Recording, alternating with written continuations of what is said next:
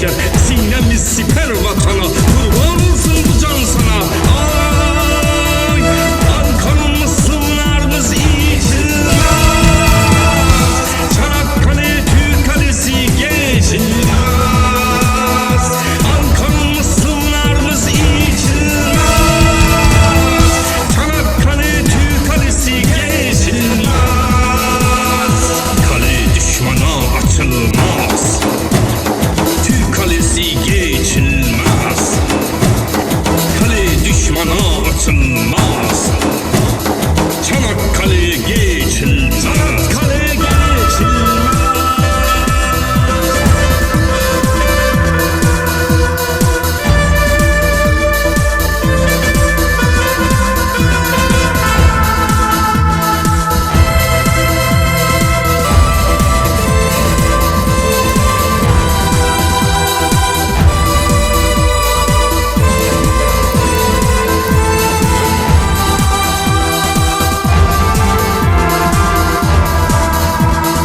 Çanakkale'de bir selvi, kimi nişanlı kim evli. Şahit ol Aynalı Çarşı, gidiyor düşmana karşı. Duy beni vursunlar anam, toprağa versinler anam. Kanın aksın denizlere, siper olsun o sizlere. Ay, Ankara'mız sınırlarımız içilmez.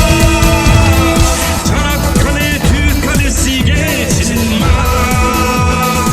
Ankara'mız sınırlarımız içilmez. Çanakkale Türk Kalesi geçilmez. Kale düşmana açılmaz. Türk Kalesi geçilmez.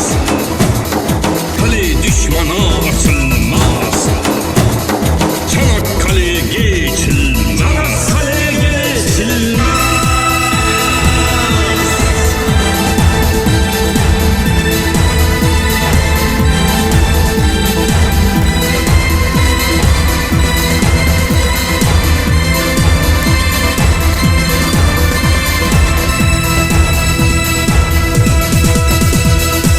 Hakkı Mustafa Kemal, yardımın yaradan celal.